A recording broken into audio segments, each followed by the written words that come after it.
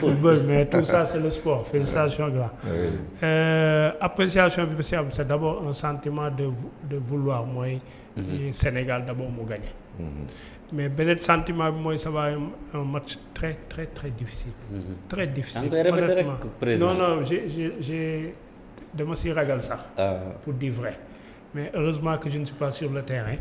Mais vraiment dama si ragal parce que je sais que Ivoiriens yi tey nit ñi ñëwee déjà naturellement Sénégal Côte d'Ivoire dafa metti rawatina fii mu toll ils organisent la Coupe d'Afrique ils ont été blessés muy deuxième facteur loolu yëpp nag bu ko boolee ñoo war dajeek Sénégal ñu ni Sénégal ban la puis Sénégal bi mujjee gagné Coupe d'Afrique da nga naan ñii samay nawle lañ yoo xam ni bëgguma ñu humilier waat ma encore moo tax match bi dara metti mais tout compte fait on a une très très bonne équipe une équipe boo xam ne sincèrement toutes les lignes à la limite doo fa nekk sax di calculer 11 de départ da nga naan rek bu kii ñëwee baax na bu kii ñëwee baax na pour te dire que les joueurs pratiquement se valent et loolu yëpp boo ko boolee daal man am naa yaakaar ni dina metti lool mais le Sénégal dina si génn ak ndam lu rëy waaw Sénégal dina si génn boobu damay bëgg sama réalisateur mu dugalal ma benn élément benn pronostic bu benn waay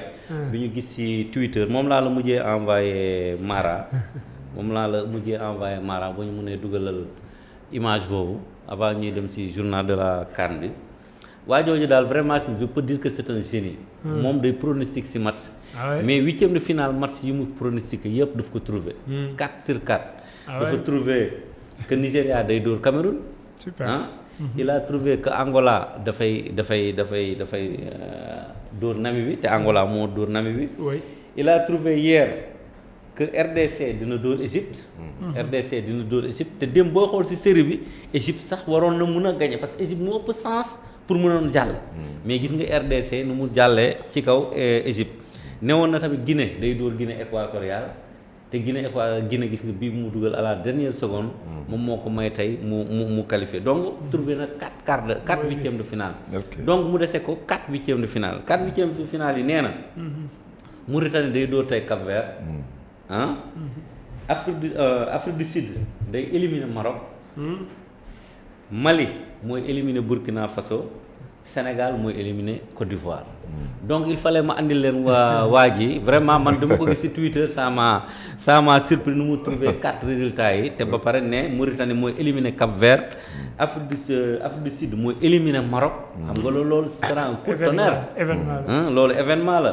Mali mooy dóor Burkina Faso Sénégal dóor Côte d'Ivoire loolu moom du surprise bu extraordinaire. peut-être sénégalais yi tiit nañu am nañu tiitaange mais donc moo tax ma andil leen pronostic gu waa ji pour ñu jéem ko topp nga xam ne suba bu ñu fi ñëwee ñu xool affaire yi nan lay mujjee. Sénégal Côte d'Ivoire tey nga résumé. bon Sénégal Côte d'Ivoire bon peut-être ñëw rek nekk ci match bi rek.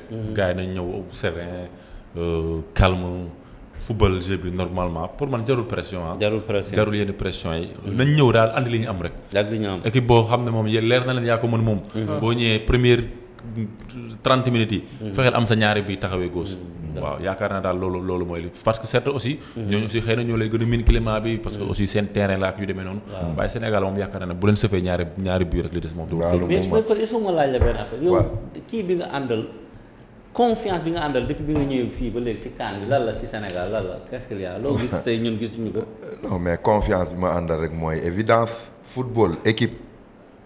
boo ko ëppalee keneen man du ma tiit football nag li muy réserver comme surprise man sama yoon nekku ci waaw en tant que analyste su ma gisee kii moo mën kii dama naan kii moo war a gagné kii léegi le résultat à part tëriiruma waaw mais football vous parlez de logique loolu la logique bi rek merci coach donc dañuy def transition ci journal de la CAN di jox leen résultat huitième de finale yi amoon samedi 27 janvier 2024 Angola dóor Namibie 3-0 Nigéria dóor Cameroun 2-0 le dimanche 28 janvier Guinée Conakry dóor Guinée équatoriale 1-0 RDC éliminé Égypte tiro bi 8-7 coach loolu élimination Égypte élimination ki nga xam ne moom mooy Cameroun c'était prévisible. waaw benn amu ci surprise. benn déedéet.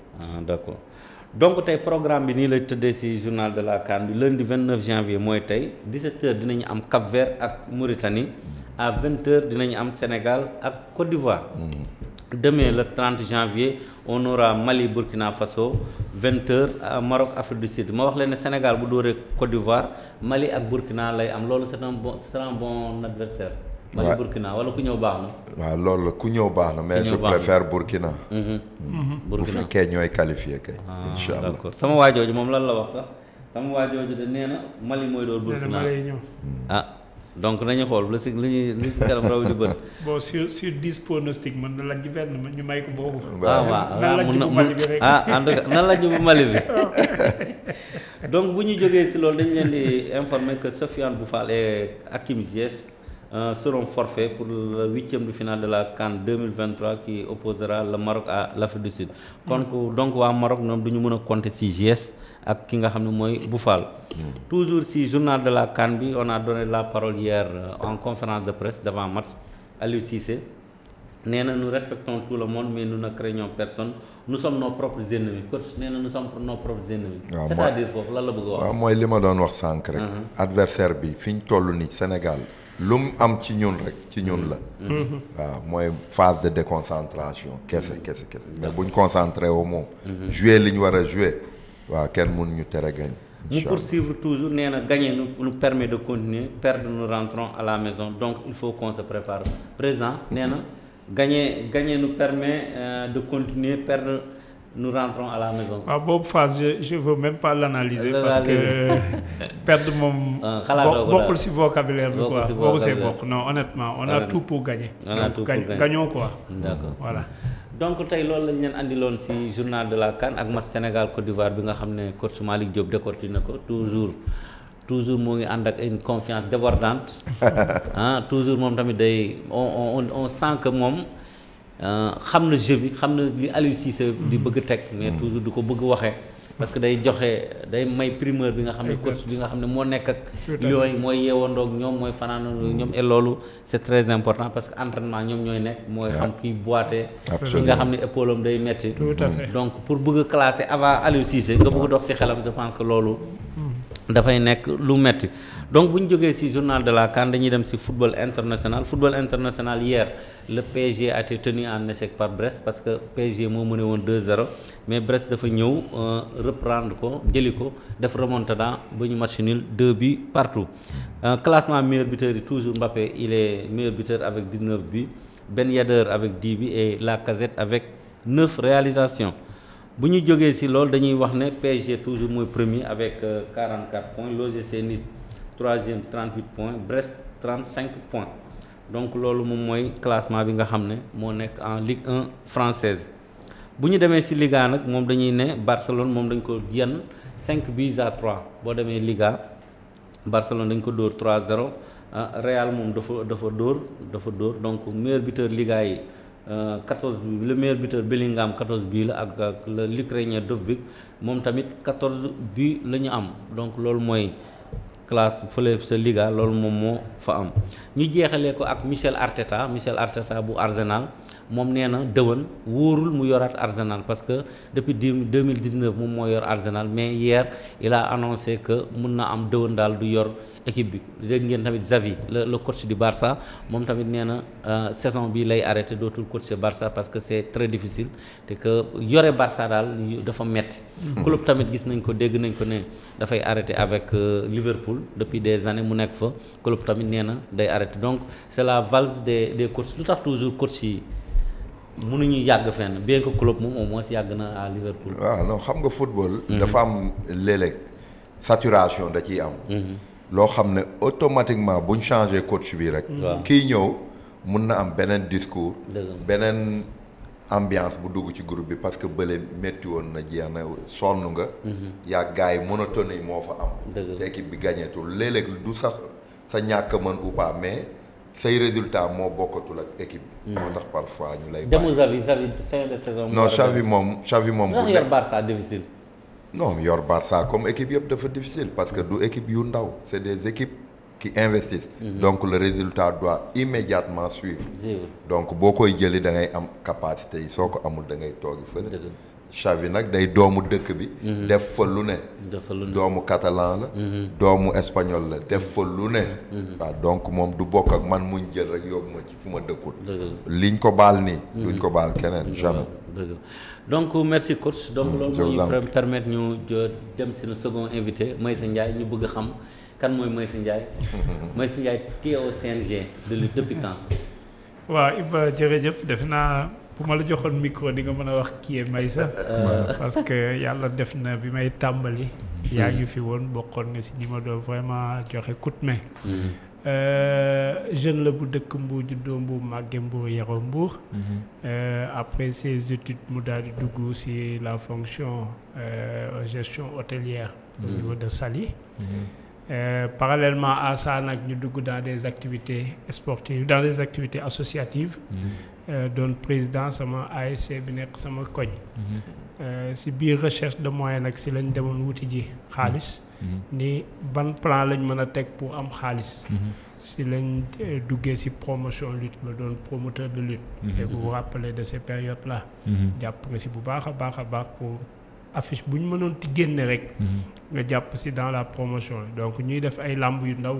au niveau purement local au niveau de Mbour. pour réunir tous les lutteurs du département de Mbour en un après-midi pour nous permettre de rechercher des moyens pour le fonctionnement de notre ASC. Bi ñu ko defee 1 an 2 ans Mbour avait un problème au niveau du comité départemental. C'était en vacances.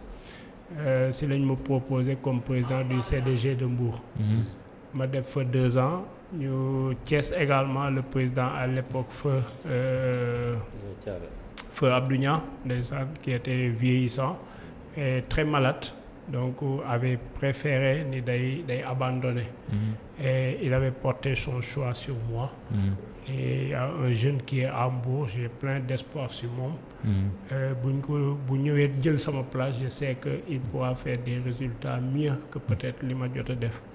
Bon, il en a discuté avec les autorités de l'époque, le gouverneur et autres, le chef de service, l'inspecteur régional. Comme ça j'ai été proposé président du CSG de Thiès. Bi ma ko defee également 4 ans. Entre-temps président Alioune Sarr war a quitter au niveau national. J'ai été parmi les consultés. Bi ñu ma consulté également waxuñu ma dara lu dul est-ce que vous avez l'ambition de poursuivre l'ambition que vous avez au niveau régional nga indi ko au niveau national. J'ai dit oui, je suis sénégalais et que lépp lu ma sama réew soxla si plan bu mu mënti doon je suis prêt à apporter sama expertise sama assistance. Donc c'est comme ça que après audition boobu laa toog comme tous les Sénégalais dégg ni j'ai été parmi les cooptés du comité national en tant que premier vice-président en charge de la lutte avec frappe. Donc voilà résumé pratiquement qui est Meissa et Meissa fi mu jaar. ñu ngay sant yàlla bu baax nag parce que pour dire vrai c'est une expérience boo xam ni hasard moo ñu si dugal. Mais on ne regrette vraiment rien de fii ñu toll nii actuellement. Depuis quand ñaata at ngeen nekk bu seen mandat yéen a ngi si ñaata. On est à notre 3e année. 3e année. waaw bon donc il y a une première fois 2 ans. Une deuxième fois 1 an et là on vient d'être renouvelé malgré que kii bi génnagul l'acte administratif génnagul. Mais devant des autorités on nous a proposé une reconduction de notre mandat. Donc ça veut dire que pour une durée de combien d'années? Bon waxaguñ ko également mais ce qui est sûr que ça a été renouvelé. Et à l'unanimité pratiquement des membres. Mais ngeen ñëw jël ñi nga xam ne ñoo fi nekkoon 26 ans. président Alioune Sarr. Remplacer c'est le CNG du président Alioune Sarr.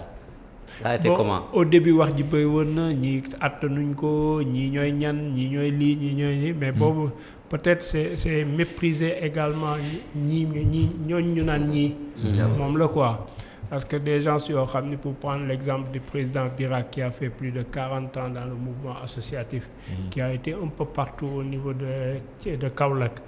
Que ce soit sur le mouvement navétane, que ce soit sur au niveau de la lutte. nga jël ñeneen ak ñeneen pour ne pas prendre mon exemple nga jël ñeneen ak ñeneen ñoo xam ni vraiment toute leur vie. dañ ko accorder à tout ce qui est mouvement associatif. remplacer des gens qui ont fait 26 ans peut paraître difficile, mais pas impossible. Donc c'est ce qui s'est passé. ñu ngi sant yàlla bu baax nag honnêtement la transition on l'a pas du tout senti. Il faut que des gens même s'interrogent pour dire mais ñi ñu ngi fi depuis kañ, pour vous dire que sant yàlla parce que lépp mujj na jaar yoon et que alhamdulilah ñu ngi sant yàlla bu baax. Il y a encore des efforts à faire.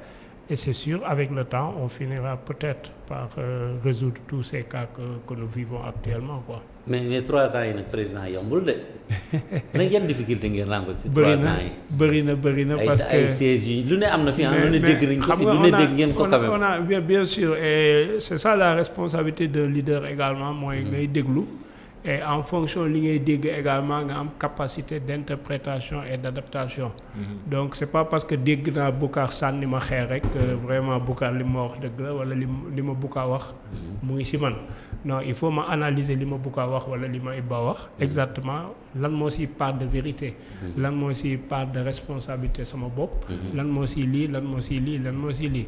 bu ma analyser loolu yëpp nag ma xool lan laa ci mën a réaliser tout de suite. lan laa ci mën a réaliser plus tard.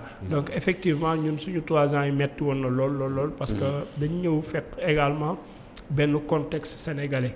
muy une situation assez tendue du pays. Et une réalité sénégalaise boo xam ne aussi kenn mënu ko natt une certaine violence qui sénégalais je dirais bu ñëw également greffé aussi suñu liggéey donc yooyu yëpp boo ko boolee il fallait nga ménager ñaar yëpp bâton bi ak carotte bi ak kii bi pour jéem a dissuader un tout petit peu jéem a encourager un tout petit peu ñi mérité d'être encouragé et sanctionner vraiment les fautifs. Donc metti woon na trop. crainte yi bëri woon na lool plainte yi bëri na lool mais vraiment pas à pas ñu ngi jéem a dindi benn par benn. waaw man moom fi may njëkkee rek mooy maanaam félicité ko rek. par rapport ak parcours bi mu def tey jógee CDG su ma juumul ñëw CRG Thiès aussi dafa def ay résultats. parce que yaakaar naa ne bi mu fay jiite la Thiès jël drapeau chef de l'État. absolument loolu aussi dafa nekk loo xamante ne ay résultats la.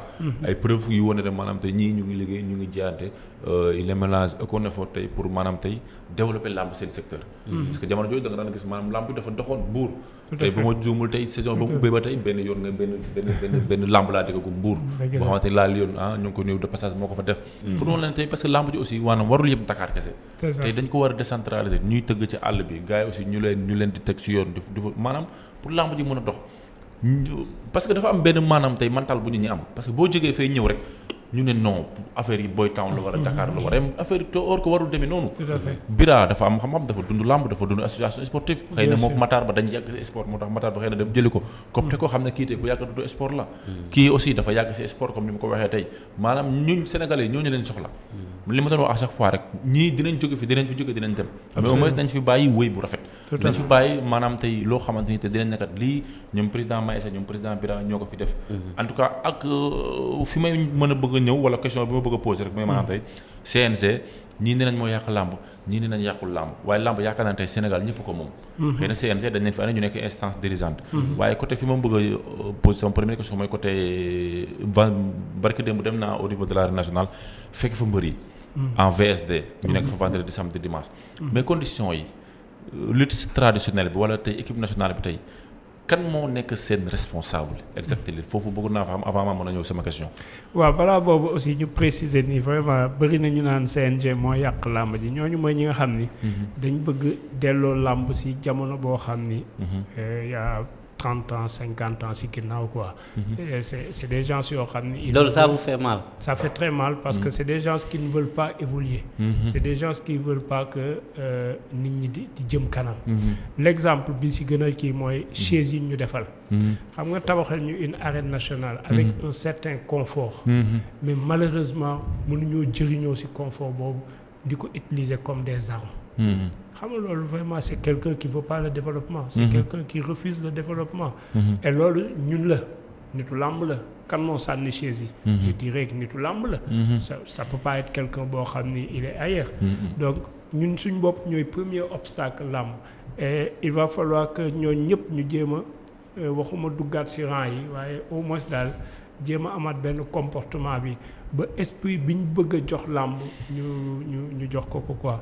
Effectivement li nga wax VSD bi c'est vrai le CNG avec ses maigres moyens essaie d'avoir une équipe nationale forte, une équipe nationale à tous les niveaux, que ça soit lutte simple, que lutte africaine, que ça soit lutte olympique, que ça soit beach wrestling. Ñu ngi jéem a def suñu kéemtalaay kàttan pour avoir la meilleure équipe possible. Et loolu mënuñu ko am lu dul bu ñu defee ay VSD. Ay VSD qui doivent normalement être pris en charge par le ministère. Mais xam nga les lenteurs administratives mën na def de sorte que nga soxla ko lundi ñu xaar ba une semaine après soog lay satisfaire. En attendant li nga mën rek mooy avec tes propres moyens, avec tes maigres moyens, nga jéem leen wutal le minimum possible à ce qu'ils soient dans des conditions acceptables de compétition, de performance et de li nga la soxla yëpp si kii. Donc VSD bi c'est juste ça. On va prochainement si ay championnat et doo xaar ba championnat bi taxaw ngay seet daw di wuti sa équipe donc ay wut léegi préparer leen dugal leen ay VSD tey démb benn VSD la woon. C'est sûr que avec la direction technique nationale, avec la direction technique nationale, ils sont en train de programmer yeneen VSD pour que d'ici championnat yi di ñëw ñu mën a am la meilleure équipe possible, que ça soit en lutte africaine, que ça soit en lutte olympique ou en lutte wrestling. Mais avancement tey bi ñuy xaar tey côté CNG ak côté équipe nationale bi tey parce que tey pour man tey CNG ba léegi Bira oto bi ñu ko diggoon jotu ko coach bi aussi oto bi mu jotoon jóge mais tey équipe nationale tey war nañu mën a am au moins benn minibus boo xamante ne des fois CNG buy déplacé wu tey mën ko yor ñu xam ne tey comme fédération sénégalaise tey ni ñu amee oto tey parce que des fois lii mbër yi dañuy jógee compétition wàcc à l'aéroport sax peut-être bu ñu leen joxee passe xam nga si dara ku nekk après da ngay débrouiller pour mën a dem ñibbi sa kër des fois nga wàcc fa 1h du matin bu ñu la joxee li ñu lay jox est-ce que boo si passé taxi loué fa taxi 25 000 wala 30 000 pour ñibbi sa kër ak yooyu noonu tey pour man développement war na mën a am VSD bi aussi loolu yëpp loolu yëpp si liggéeyu VSD yi la bokk ak la nouvelle politique bi le CNG bëgg a instaurer donc loolu tax ma ne liggéey bi buñ ko gis simplement si tëgg làmb dagg mbër def lii def lee c'est un ensemble bi si biir politique bi lan lañ benn politique également qui nous permet d'avoir une équipe nationale forte d'abord wax naa ko mais bu loolu jàllee également mooy mettre l'équipe nationale dans les meilleures conditions et meilleures conditions mooy lan conditions de regroupement conditions de participation conditions de voyage yooyu yëpp dafa bokk ci li nga xam ne day tax ñun suñuy résultat am conséquence donc li nga wax def nañ ko benn lu ñu ci tuddee lettre de politique annuelle jébbal nañ ko autorités yi ñu ngi xaar le retour des autorités mais en attendant le CNG toogul croiser les bras le CNG mu ngi jéem a mener ses propres politiques à équiper son équipe nationale à mettre son équipe nationale dans les meilleures conditions li nga fa gis que mu bëri mu tuuti c'est les moyens du CNG pour le moment et tooguñu di xaar rek le ministère une fois que le ministère réagir ça va être tant mieux le ministère tarde à réagir dina fekk déjà il y a quelque chose un package qui est déjà là mais c'est sûr suñu yéene suñu intention mooy mettre l'équipe nationale dans les meilleures conditions. mbër yi aussi dañu gis ne considération bi dafa xaw a manqué parce que keroog sa capitaine bi mu ngi kaas naan Boucar imagine toi 3 jours ñu ngi fii nii président Manga mënul ñëw sax nuyu ñu Bira mënul ñëw sax nuyu ñu xool ni nanga sawaa na ngeen def aw loolu aussi dafa nekk peut-être ay mbir yu ndaw yoo xamante ne tey day xaw a touché gars yi xam nga bu ñu ñëwee nag pour VSD ñëwuñu pour nuyoo seeg président Manga wala nuyoo seeg président Bira dañ ñëw pour liggéey et la preuve li wan dañu ñëw pour liggéey avant ñuy tàggatoo le président Bira le président Manga également je ne sais pas Manga mais au moins le président Bira ñëw na avec le directeur administratif Ndiamé Diop def nañ séance de travail évaluer le stage xool li ci baax li ci jubbanti donc pour vous dire que dafa am plan également boo ñëwee bu ñu la nee tu es convoqué vendredi ou samedi pour un VSD boo ñëwee lii mooy premier jour bi lii mooy deuxième jour bi lii mooy troisième jour bi donc peut-être boobu dañoo xaw a yàkkamti tuuti rek. arène nationale lamb moo ko moom wala lamb moo ko. arène nationale c'est pour l'État du Sénégal mais la priorité c'est pour lamb donc loolu aussi na leer.